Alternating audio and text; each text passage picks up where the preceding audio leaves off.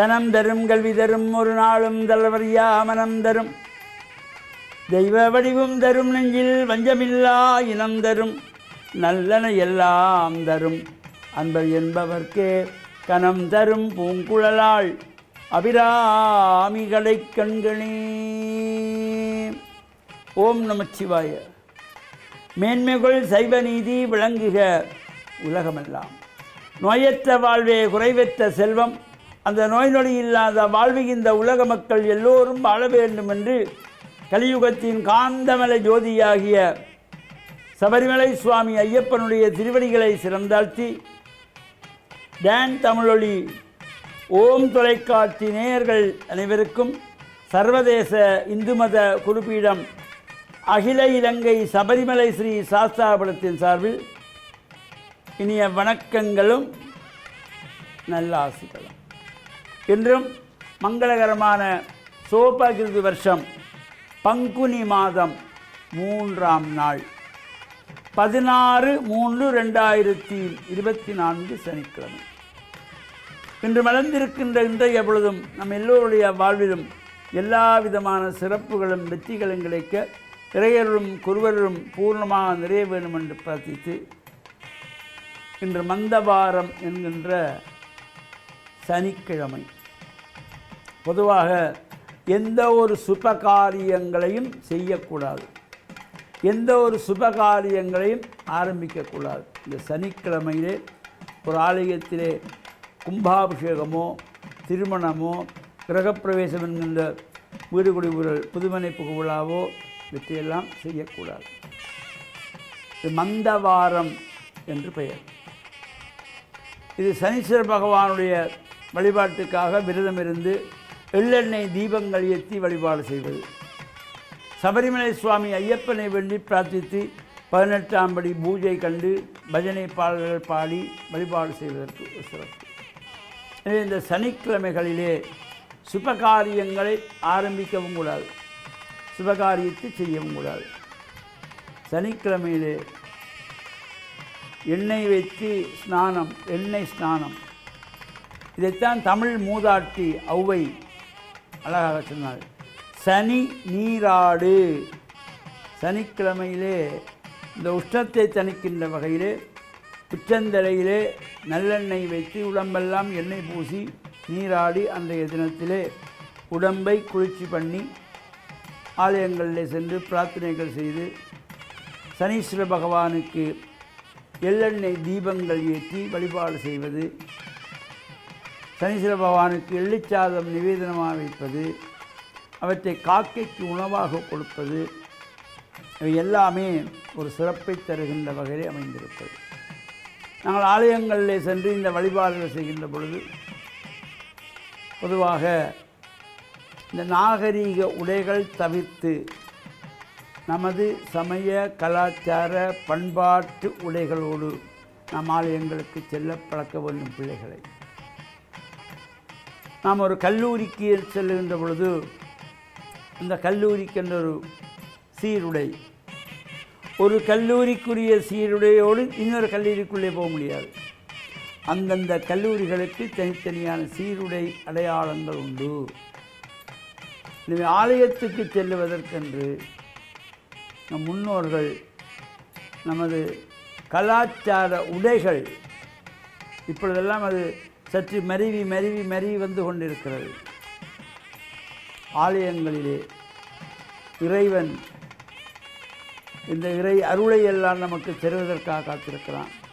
அங்கு நாம் நல்ல மனம் தூய்மையோடு பக்தியோடு ஆள் பாதி ஆடை பாதி, நம் முன்னோர்கள் சொன்னார்கள், ஆள் பாதி ஆடை பாதி. நமது கலாச்சார ஆடைகளோடு நம் ஆலயங்களிலே சென்று பிரார்த்தனைகள் செய்ய வேண்டும். ஆண்கள் வேட்டி சால்வை அணிந்து, பெண்கள் தாய்மார்கள் சேலை அணிந்து, இளம்பிள்ளைகள் பட்டுப்பாவாடை தாவணி அணிந்து இவ்வாறு போய் இறை வழிபாடுகள் செய்வது, ஆலயங்களில் முடிந்த தொண்டுகள் செய்வது, கூட்டுவது, பெருக்குவது, கோலம் போடுவது, பூமாலை கட்டி கொடுப்பது, இவ்வாறான தொண்டுகளை செய்கின்ற பொழுதிலும் நாம் தெரிந்தும் தெரியாமலும் செய்த பாபங்களெல்லாம் அன்றே விலகிவிடுமாம். நல்ல எண்ணங்கள் தூய்மையான மனதோடு நாம் இறை பிரார்த்தனை ஈடுபட்டு இறையருளையும் பெற்று மண்ணில் நல்ல வண்ணம் வாழ டான் தமிழொலி ஓம் தொலைக்காட்சி நேயர்கள் அனைவருக்கும் சர்வதேச இந்து மத குருபூதம் அகில இலங்கை சபரிமலை ஸ்ரீ சாஸ்தாபுரத்தின் சார்பில் நல்லாசிகளை கூறிக்கொள்வதில் மனமகிழ்வு கொள்கிறோம். சர்வே ஜனாக சுகினோ பவந்து சமஸ்த சன்மங்களானி சந்து சுபம்.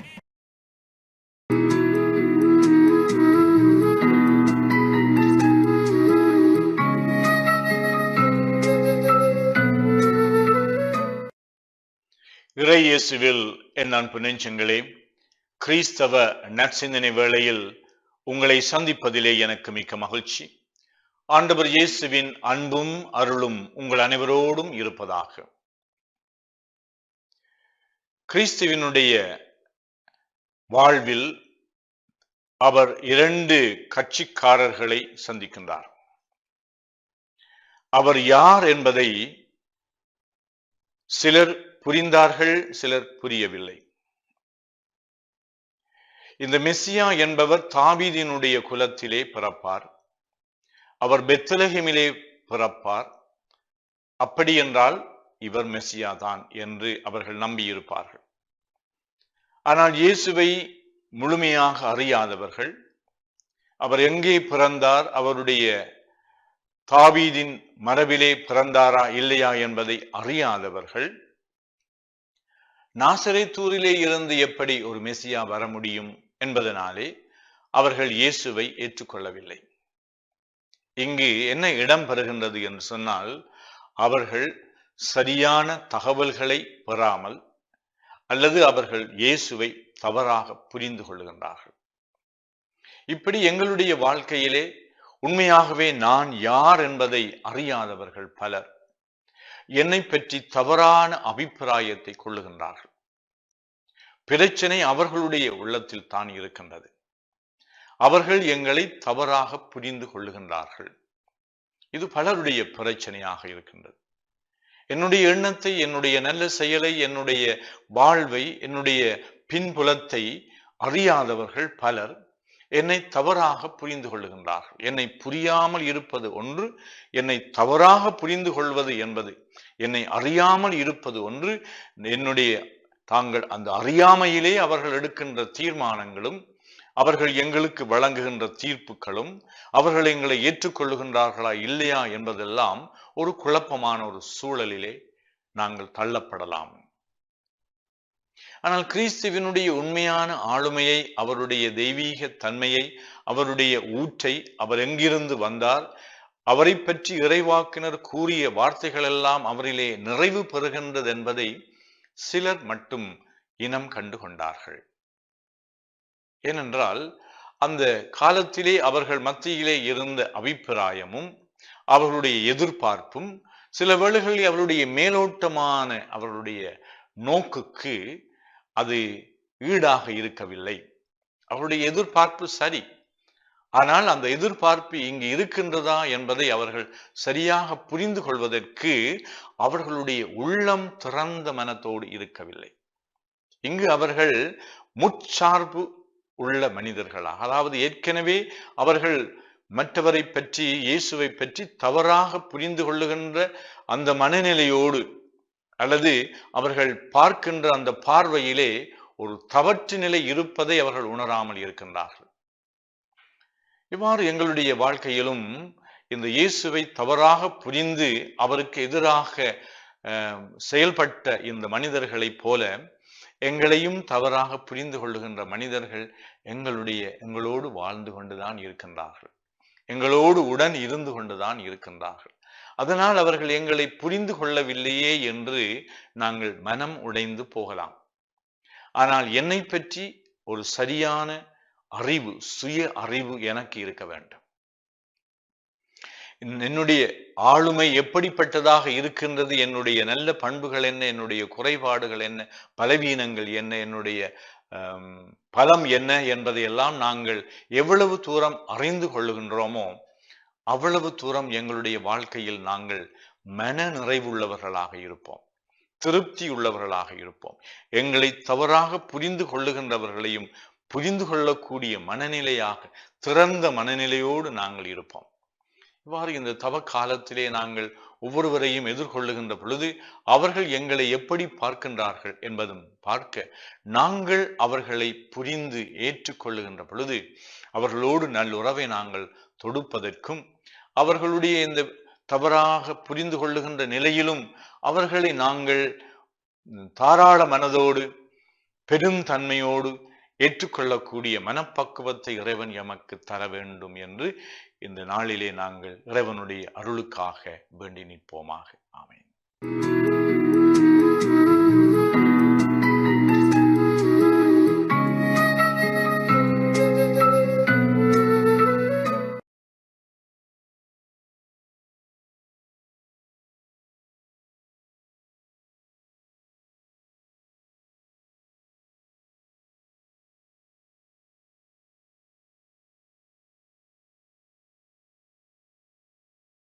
அஸ்ஸலாமு அலைக்கும் வரஹ்மத்துல்லாஹி வபரகாத்துஹு.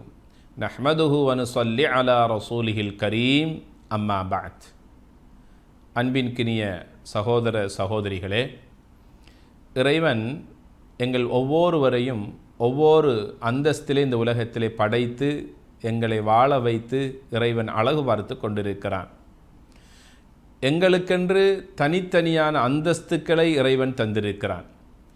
எங்களுக்கு என்ன அந்தஸ்து கிடைத்திருக்கிறதோ, எந்த அருட்கொடை கிடைத்திருக்கிறதோ அதை நினைத்து நான் இறைவனுக்கு நன்றி செலுத்த வேண்டுமே ஒழிய, எனக்கு மேலால் உயர்ந்து வாழக்கூடிய மனிதர்களை பார்த்து நான் பொறாமைப்படக்கூடாது. பொறாமையை இஸ்லாம் வன்மையாக கண்டிக்கிறது, தடை செய்திருக்கிறது. அதே நேரத்தில் மற்றவருடைய குறைகளை பற்றி பேசுவதையும் இஸ்லாம் தடை செய்திருக்கிறது. இது பற்றி நபிகள் நாயகம் ஸல்லல்லாஹு அலைஹி வஸல்லம் அவர்களிடத்தில் கேட்கப்படுகிறது. ஒருவன் மற்றவனுக்கு கொடுக்கப்பட்ட ஆற்றல்களை, திறமைகளை, செல்வங்களை பார்த்து ஒருவன் பொறாமைப்படுகின்றான் என்றால் அவனுடைய ஈமான் என்கின்ற இறை விசுவாசம் அப்படியே கருகி விடுகிறது என்று சொன்னார்கள். ஒரு அழகிய உதாரணத்தை சொன்னார்கள். யார் ஒருவர் பொறாமைப்படுகிறானோ, மற்றவனை பார்த்து மற்றவனிடத்தில் இருக்கின்ற செல்வாக்குகள், செல்வங்கள், அந்தஸ்துக்கள், அவனுடைய கண்ணியங்கள், மாண்புகளை பார்த்து யார் ஒருவர் பொறாமைப்படுகிறானோ அவனுடைய ஈமான் என்கின்ற இறை விசுவாசம் அப்படியே பற்றி விடுகிறது. எதை போல தெரியுமா? ஒரு விறகு பற்றி எரிந்து எவ்வாறு அது கடைசியில் சாம்பராகி விடுகிறதோ, இதே போன்று மனிதனுடைய உள்ளத்தில் இருக்கின்ற இறைவனுடைய ஈமான் என்கின்ற அந்த பிரகாசம் அப்படியே எரிந்து சாம்பராகி விடுகிறது என்று நபிகள் நாயகம் ஸல்லல்லாஹு அலைஹி வஸல்லம் அவர்கள் சொல்லித் தருகிறார்கள். பொறாமைப்படக்கூடாது. பொறாமை என்பது ஒரு இழிவான ஒரு செயலாகும். அந்த பொறாமையின் காரணமாகத்தான் மனிதன் மற்றவனை வீழ்த்த பார்க்கிறான். உயர்ந்தவர்களை தாழ்த்த பார்க்கிறார்கள். சிரித்தவர்களை அளவைக்க பார்க்கிறார்கள். இந்த பொறாமையின் காரணமாகத்தான் இன்று சமூகம் மட்டுமல்ல, நாடுகளும் கண்டங்களும் இன்று பிரிந்து வாழக்கூடிய அளவுக்கு இன்று ஆதிக்கம் செலுத்தக்கூடிய ஒரு கெட்ட பண்பு ஒன்று இருக்குமென்றால் அது பொறாமையாக இருக்கிறது. பொறாமை யாரிடத்தில் தான் இல்லை? ஆசிரியர்கள் மாணவர்களை கண்டு பொறாமைப்படுவதும், மாணவர்கள் ஆசிரியர்களை கண்டு பொறாமைப்படுவதும், மனைவியை கண்டு கணவன் பொறாமைப்படுவதும், கணவனை கண்டு மனைவி பொறாமைப்படுவதும், இப்படியாக பொறாமை பல்கி பெருகி காணப்படுகின்ற இன்று ஒரு சமூக நோயாக மாறியிருக்கிறது. இந்த பொறாமையிலிருந்து நாம் எம்மை பாதுகாத்து கொள்ள வேண்டும். யார் எப்போது என்னை பார்த்து பொறாமைப்படுகிறார்கள் என்றே எமக்கு தெரியாது. அல்லாஹின் தூதர் முஹம்மது ஸல்லல்லாஹு அலைஹி வஸல்லம் சொன்னார்கள், காலை நேரத்தில் குல் அஊது பிரப்பில் ஃபலக், குல் அஊது பிரப்பின் நாஸ், குல் ஹுவல்லாஹு அஹத். இந்த இறைவனுடைய வசனங்களை யார் ஒருவர் காலை நேரத்திலே ஓதிக்கொள்கிறாரோ, பாராயணம் செய்கிறாரோ, எல்லா விதமான பொறாமைக்காரர்களுடைய பொறாமையின் தீங்கிலிருந்தும் பொறாமையின் பார்வையிலிருந்தும் இவர்களை அல்லாஹ் பாதுகாப்பதற்கு இது ஒரு அரணாக, கேடயமாக அமையும் என்பதனை நபிகள் நாயகம் ஸல்லல்லாஹு அலைஹி வஸல்லம் அவர்கள் சொல்லித் தருகிறார்கள். பொறாமையின் காரணமாக எங்களுடைய ஈமானை, இறை விசுவாசத்தை நாம் இழந்து கொண்டிருக்கிறோம். பொறாமைப்படக்கூடாது. இறைவன் தந்த அருட்செல்வங்கள் எங்களுக்கு எதுவோ அதை நினைத்து நாம் பெருமிதம் அடைந்து கொள்ள வேண்டும், அந்த இறைவனுக்கு நன்றி செலுத்த வேண்டும். இறைவன் கூறுகிறான், நான் தந்த அருட்செல்வங்களை நினைத்து நீ எனக்கு நன்றி செலுத்தினால் நான் இன்னும் இன்னும் உனக்கு என்னுடைய அருட்கடாட்சங்களை அள்ளித் தருவேன் என்று இறைவன் கூறுகிறான். பொறாமைப்படுவதற்கு இஸ்லாம் அனுமதி அளிக்கவில்லை. பொறாமைப்படுவதற்கு இஸ்லாம் இரண்டு மனிதர்களை பார்த்துத்தான் பொறாமையை இஸ்லாம் அனுமதித்திருக்கிறது.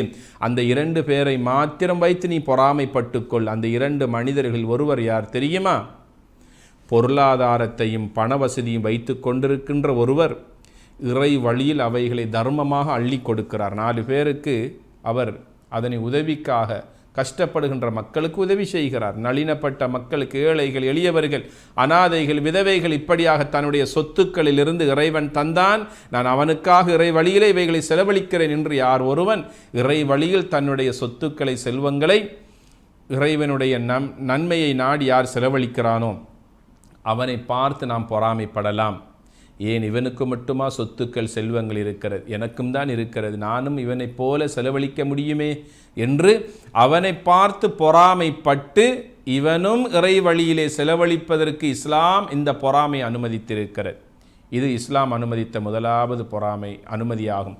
2வது, பரிசுத்தமான அல் குர்ஆனை நாளாந்தம் ஓதுகின்ற மனிதனை பார்த்து நானும் அவனைப் போன்று ஓத வேண்டும், இறைவனுடைய மார்க்கத்தை விளங்க வேண்டும் என்று பொறாமைப்படுகின்ற மனிதனையும் இஸ்லாம் அனுமதித்து அளித்திருக்கிறது.